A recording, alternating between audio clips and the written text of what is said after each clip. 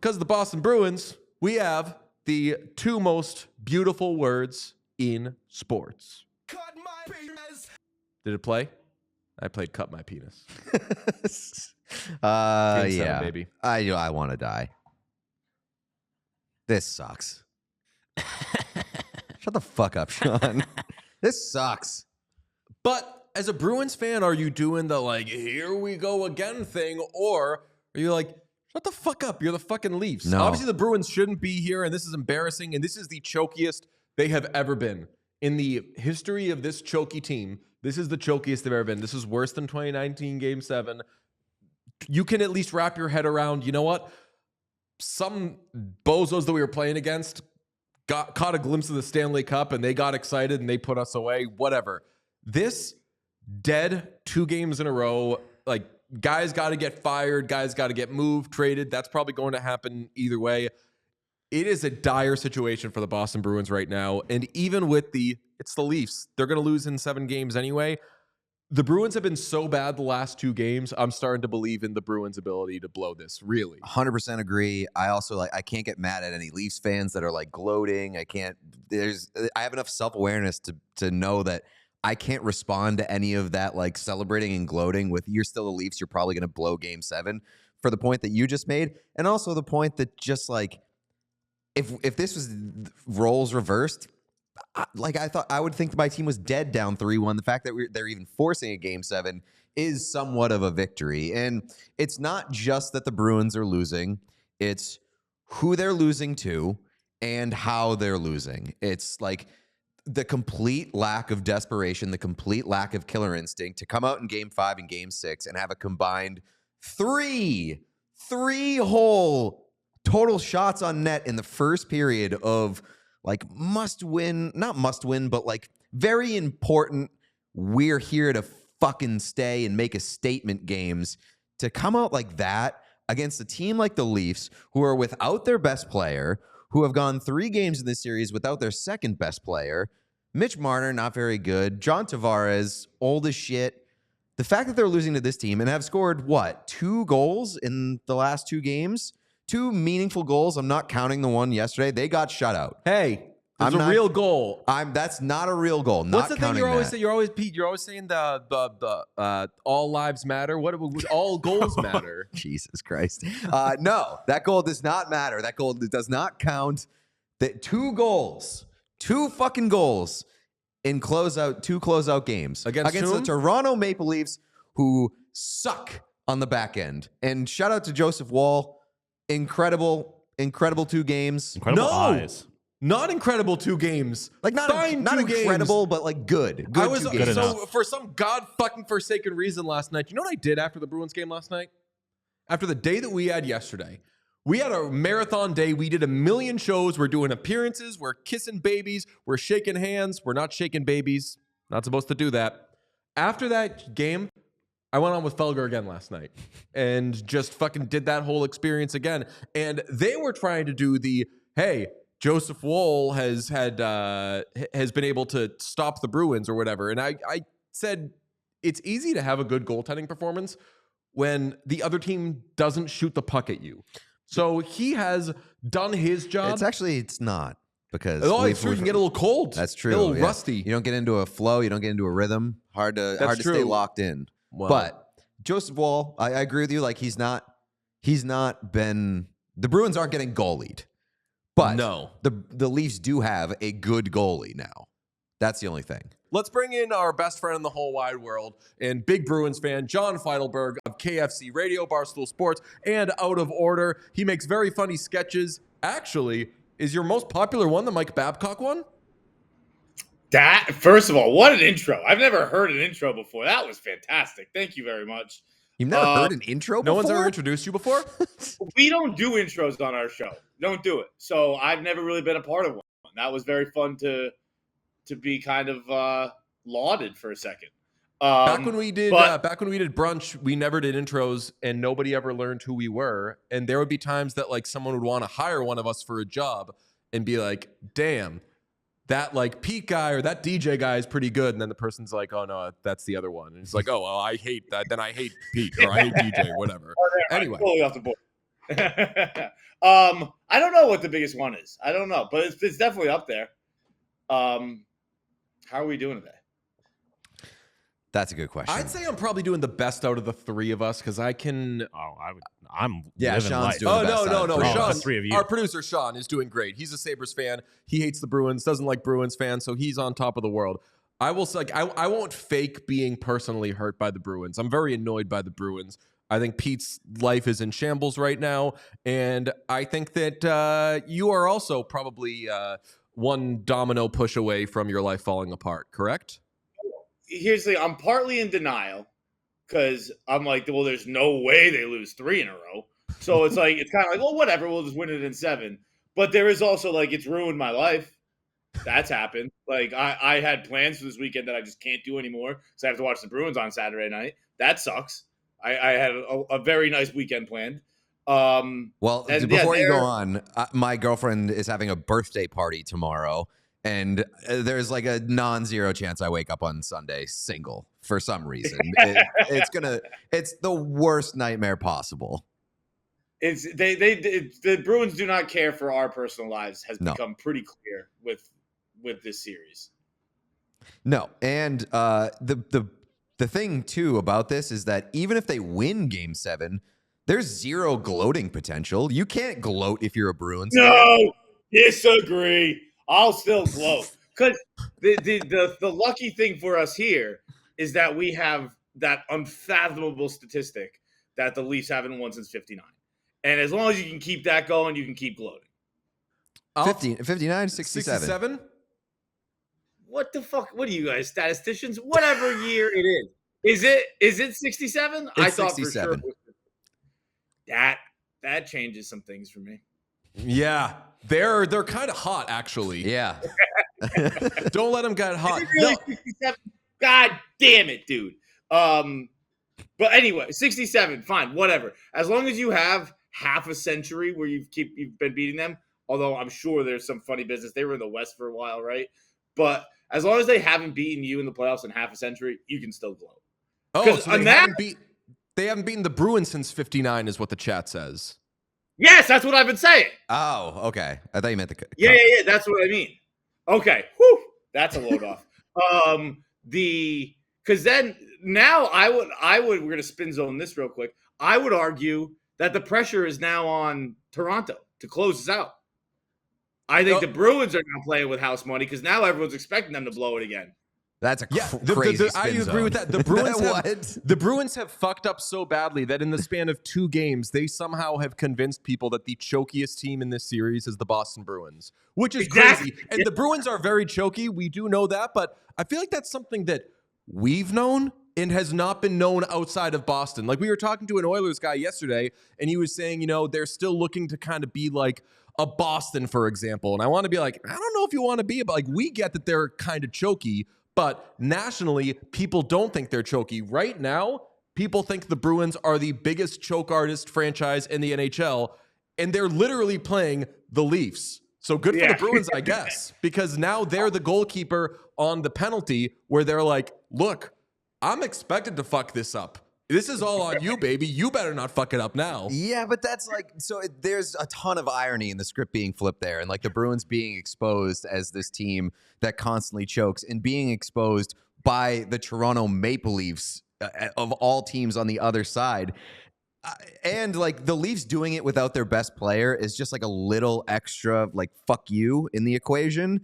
So I really do think the pressure is on the Bruins to not be seen as the Leafs on a national scale, international scale. John, I'm with you. I think they're beating them at their own game. I think they're like, I know what we'll do. They're one of those fucking animals that is able to camouflage and blend in and make their predator think that they're the same fucking thing. So the Leafs are looking across at the Bruins right now, and for the first time, they're seeing the Leafs, and they're like, what the fuck is that? I don't... Better. It's like the dog seeing itself in the mirror. Like, I don't know what. Just barking at. Rawr, rawr. Dude, I always defended the Bruins. I did not consider them choke artists until if they lose this Game 7. Because I think in 2019, that kind of goes both ways in the sense that I don't think they belong there. They shouldn't have been a Stanley Cup team. so you kind of can't really choke it. But also at the end of the day, the Blues didn't really belong there either, so you did choke it. Last year, I was like, I kind of wrote that off as a fluke, where I'm like, well, I mean, you get a 100-year storm once every 100 years. That happens. Lose this again, there's no denying it.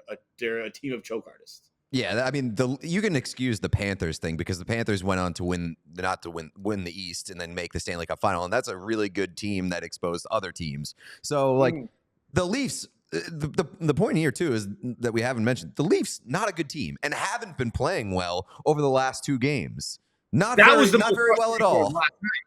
It's like the Bruins were playing abysmal. I think about halfway through the second, when they had maybe 2 shots on net, it was like I was like, I don't even understand what's happening, because Toronto's not playing well either. It's just the Bruins are playing at a level I haven't seen since I was in skates on the bench. What confuses me is after game 4, so they win game 4 in a game where it felt like Toronto had made their final push, and Toronto's at home. They're trying to get back in this thing. They score a goal in the 3rd period to cut it to 1, I believe. And then they fall apart for the 2nd straight game, where at the end of the game, they do something stupid. And I think it was Nylander takes that penalty, and that's all she wrote. They seemed so dead, and the Bruins were up 3-1. There was nothing on paper, off paper, on the ice that would suggest things were going to trend poorly for the Bruins. They went straight from on the cusp to completely dead. Was there anything at the end of that game where you thought, oh, you know what? Toronto got a little bit of glimmer of hope there. Or, hey, the Bruins better watch out to not do this. They went from they are right there to this is the worst they have played maybe in this whole fucking run. No. It hadn't crossed my mind until the game ended last night that the Bruins might not win this series. Like, I still refuse to believe it. I mentioned I'm in denial. But no, in game 5, right? Game 5. Yeah, game 5, there was – no, 4. Game 4. It was like, let's start planning for Florida, because I think Florida was up 3-0 at the time. Mm-hmm. It was like, all right, we're going. After game 4, I was already thinking, I'm so upset I'm about to admit this. I was already thinking – we're going to get a Bruins-Rangers Eastern Conference Finals. We're going to get a Celtics-Knicks Eastern Conference Finals, and it's going to be chaos. I completely agree in that, like, I did not think about the Bruins really losing the series until last night.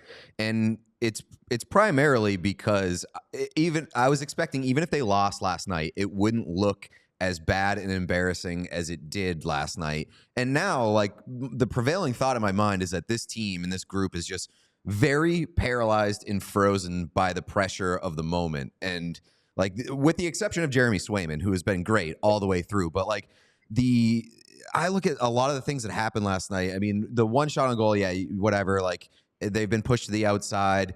There's like no sense of desperation. And then there was a few moments where like Morgan Geekie had a wide open pass through the slot that would have had a great opportunity.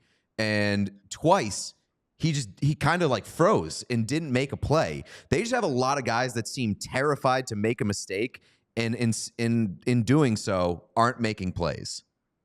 I would argue that it's the clearest example. The last 2 games have been the clearest example of like, well, they're just not ready for the moment. Like I almost didn't even believe in that kind of stuff before, where I was like, they're pros. They've all played big games.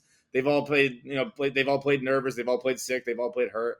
And it's so clear between just their stick handling, their passing, their shooting. So I mean, like even like the Bruins had a chance to have a shot on goal in the first 3 seconds, I think, with the Bruts coming down off the wing, completely missed the net. Like they can't execute anything, and I think that's never been more clear than in the face-off. The face-off situation's outrageous. You're not wrong. Beecher comes back in last night. What's that? What did Tavares end up winning last night? Like 17 of 23 or something like that? It's insane. Jesus. And speaking of Tavares, McAvoy on that first goal, staying in front of Swayman and basically screening him and letting the puck go off him when the guy you should be covering, John Tavares, had already fled the scene and was waiting for a rebound over in the corner. Unconscionable from Charlie McAvoy, which sucks because now we're getting into like this is a legacy game for Brad Marchand on Saturday, and this is this for Charlie McAvoy. Like, these are players that Montgomery even is like, Pasta needs to be better. He needs to step up, and it's like, how the fuck did these guys get here? So my question is, who are you mad at this point in time? I don't know. Pasta, I love too much. But Pasta, I was like, I've obviously been watching the games. I've seen his play. I've been like in my head, Pasta must be hurt. And then Montgomery called him out after the game. He wouldn't do that if he's hurt. So Pasta can't be hurt. He's just playing invisible. I guess it's one like I guess ultimately it falls on Montgomery, but I don't think he's really done anything wrong either, aside from the roster switch last game. Like, I'm not watching anything being like, I guess I don't really know coaching enough to be like, this is terrible coaching. But if you lose this one, there's really a head has to roll, right? Yes. And I'll say this because I agree where tactically, I don't think either coach has really done anything this series. Like, you're not seeing Sheldon Keefe or Jim Montgomery go crazy trying to get certain matchups out there. They've both generally been like, yeah, who they got out there? What's the Nealit? I don't fucking care. Yeah, whatever. Just go. They're fine. We're pretty evenly matched teams. It'll all come out in the wash. So I don't think tactically Jim Montgomery has done anything too crazy. I agree. Reacting to a Game 4 win as though you had lost and changing the lineup was really weird. But when you have 2 straight games, and this also falls on Marchand, when you have 2 straight games that are closeout games and you come out and you put no shots on net, 1 or 2 in the first period, that does get back to the captain and the coach, even if it's not their fault. Once it's happened once, one of those guys needs to make sure it doesn't happen a second time. And oh my God, that it's happened twice in a row. We are in head rolling. We're on head rolling watch, I would say. Also, on switching things, this sounds terrible. I thought it right after the game last night, and maybe I'm coming around on it a little more. I think they have to go Ullmark in Game 7. No Not because way. Swayman has done a fucking thing wrong, but because you have a room full of fucking idiots who don't understand what's going on. You need to, like, fucking pull the fire alarm, get the sprinklers on to get these guys to realize there is an actual game. And they have been so dead that the only thing I can think of is we're taking away your good player. Look, there's a new goalie. Yeah, you missed your chance to do that. If you were going to do that for Game 6. You can't do it for Game 7. If you want to talk about not learning your lesson, if he switches the goaltender for Game 7, Well, he's getting fired either way if they lose. Correct, but like at least you at least want to go with the guy who's been hot and who's been the best player for your team. It's not the better player that you're putting out there. It's not the smarter move that you're making. And I agree, like, you want Jeremy Swayman there. He's been hot. The Leafs still, despite having 3 wins this series, have not solved Jeremy Swayman, should not feel they've solved Jeremy Swayman. They should feel, yeah, we've solved Matt Grzelcyk. Cool, bro. Real tough thing to solve. We've solved Charlie McAvoy making a lot of mistakes. I didn't see that coming, but whatever. I guess that's fucking happening. You haven't solved the goalie. I look at this thing as, what can the Bruins do when nobody in that room is responding?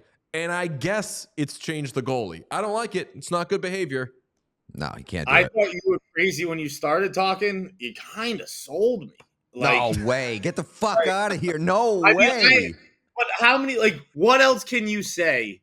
What else can you do as a leader in that locker room, as Montgomery, as Marchand, that you haven't already done? Like I feel like by now they've already pulled out all the stops. I personally, I wouldn't do it. I'm still going Swayman, but I like that line of thinking. I think that makes sense. I think it's logical. If you Chat says, why don't we do one better and rotate them from period to period? Now we're thinking. Again, like I think you missed the boat on sending a message to the group with the goaltending change. Playing Ullmark in Game 6, I would have been okay with for the sake of sending a message. You got to play your best goaltender in Game 7. You can't go with the cold guy. You learned that lesson last year. Not that Swayman was the reason that they lost Game 7, but they did it last year. You can't do it this year. And if they can't win in front of Jeremy Swayman, I think it's damning for the group, and you learn a lot about the group that you have. They can't fucking win. If you need to send a message by putting in a cold guy, like then you need to revisit the group. I'll say this in defense of Jim Montgomery, who is a good coach, but good coaches get fired. Felger said this, like, what was the excuse in, I don't know, 2019? Was that Jim Montgomery too? Like, oh, they're doing things that we've at least seen signs of with this team forever. And maybe it's that you don't win the cup every year, but I think that part of it is like the fabric of this group and not just the coach. How many players on that 29 team are still on it? Like, it's obviously, I think Marchand is beyond reproach. I don't think you can ever say Marchand's not a gamer. Marchand's not going to step up. Agree. I think he's solid. I do think that McAvoy and Pasta will deserve whatever happens if they don't get this done. Yeah, I think there's like Grzelcyk, Marchand, McAvoy, Pasternak, Carlo. Who else is there? Is there like five guys? Yeah, I mean, I think the bigger question is how many people that do you have on the roster that have won a Stanley Cup? Ooh, it's 2. Maroon. But you know what, though? I like having the mix. And I used to talk about this with Krug. It was very weird. I was like, I love that you haven't won a Stanley Cup. And he'd be like, fucking thanks, man. But I was like, I love that like a leader on this team with all these veterans, because Krug is like a very good leader. I love that they're being leaders who haven't won and are fucking obsessed with it. And I don't know if, again, it goes without saying, we love Pasternak, great guy, great player, and everything. Like, I just wonder how many of the non-Marchand leaders on the team are like, fuck, this is going to ruin my goddamn life if we don't win. I think that like Pasternak, it's probably like, fuck, I'm going to be so sad and I want this more than anything. So it's shades of gray, but I don't know if there's like we're fucking doing this.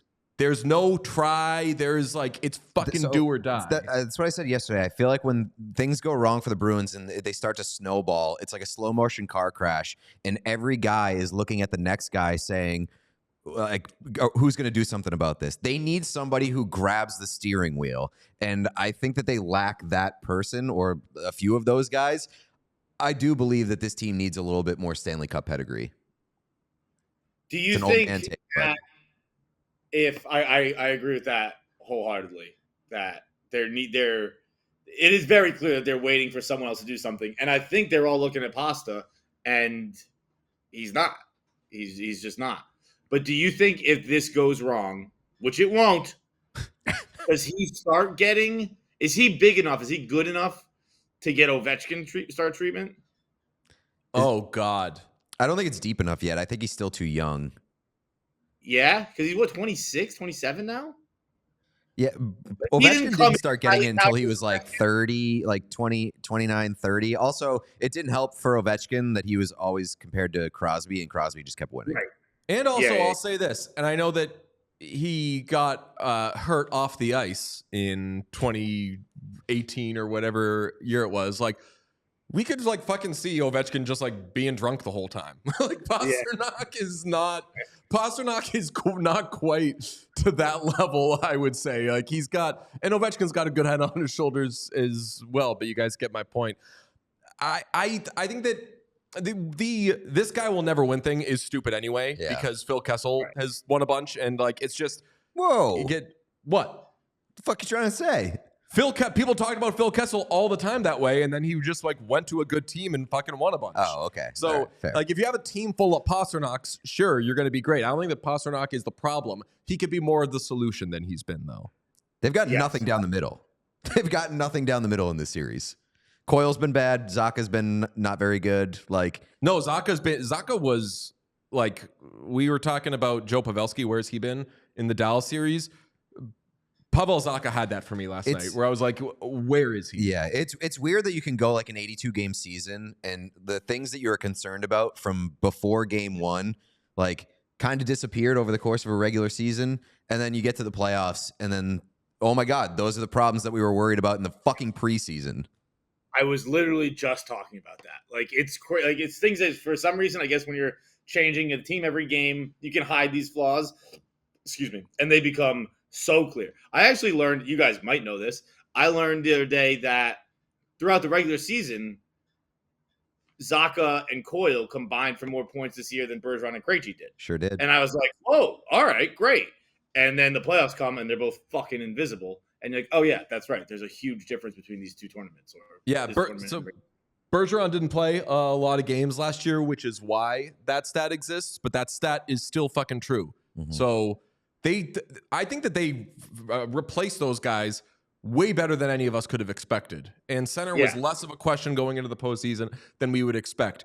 I'll just say in general, brought this up with Wyshynski the other day. I love using the first round to glean, to say, ooh, what can we glean from this team? The only thing I'm gleaning from the Bruins right now is that they're probably going to limp into the next round and probably lose anyway. I still want them to get to the second round, but I think that right now they're limping. My view of this team is night and day from what it was 2 weeks ago. Like I knew they were great to start the season, but I think everyone who's watched the team saw towards the end of the year, they're like, okay, they're not exactly a cup team. They're not built like some of those Western Conference teams. And then the series started, and I'm like, now I will admit, I'm ashamed to admit, in the first half of last game, I was like, I wish this was game 7 and they could lose and this could be fucking over, because this is just like I was angry, internally angry in a way I haven't been in a long time watching that game, and I was like, I just want to be done with it. And I think they will move on, but I do not think it'll be for long. Last thing want to do with you, Jack Edwards deserved better last night. He gave his final sign-off from Nesson, his last game broadcasting the Bruins. One of the greats. We all love him here. Sean probably doesn't care about him, actually. Pete and I love him. I think you love him. Do you think he deserved better? And just how do you feel about the end of Jack Edwards? I love Jack very much. I told a story when he announced that this will be his last series, that like in college we had center ice, I think it was called, and my roommate was from Dallas, and we were watching a Stars game, and it came that close to like a for-real blowout fist fight. Like it got physical. It just wasn't like let's tear down the house yet, because he hated Jack so much and I was defending Jack so much. So I have a special place in my heart for Jack Edwards. I do think it was probably time. I think there were a lot of calls this year. I've joked that every time he threw it to Sofia Jurčević, I almost called 911. Like it was, I was like, Jack is not going to get through this. So I think it was probably time. He deserved a better send off from the team, like the physical players last night. But I think we'd probably best for Jack to. So I love Jack very, very much. He's a great person. He's incredible at what he does. He's an inspiring human because he's so dogged in how much work he puts into his craft. The last couple of years, I didn't appreciate a lot of the jokes that were being made about the way he was talking because I was worried about him and didn't know about his health or whatever. The Sofia Jurčević joke you made was the only time I was like, same. That's the best fucking joke in the world, which was, and I'm going to tell your joke for you. I don't know if the Bruins need to get rid of Jack Edwards, but if they're going to keep him, they do need to get rid of Sofia Jurčević because he's just not going to get that name right.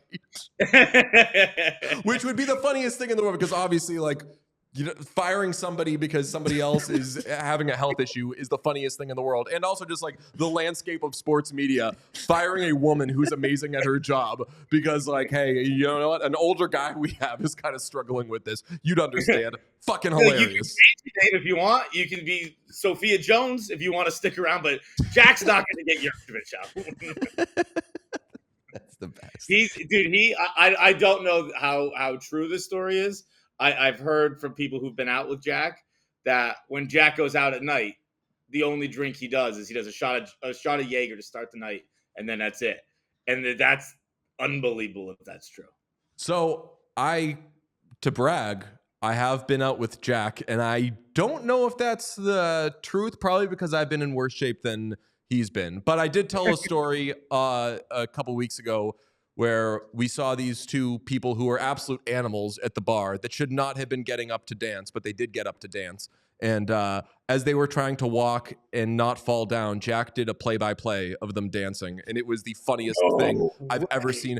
It was incredible. Joey Mack was he was like, hey, Jack, look at these two. Can you give us a play-by-play? And he was like, oh, come on, they're not hurting anybody. And we were like, yeah, I know, we're not making fun, but just, I don't know, like, just what would it sound like? And he was like, no, let's just mind our own business here. And then once they hit the dance floor, Jack did and here they go! And he got into it, and it was the funniest thing I've ever seen in my life. I was many, many years ago, I think on the podcast, someone asked the question, if you could have anyone commentator call play-by-play of your sex life, who would it be? Oh, my God. Number one with a bullet was Jack Edwards. I don't know. You gotta go Mike Breen. One thrust, two thrusts, and he's done. Unbelievable. We all silly like the mayor.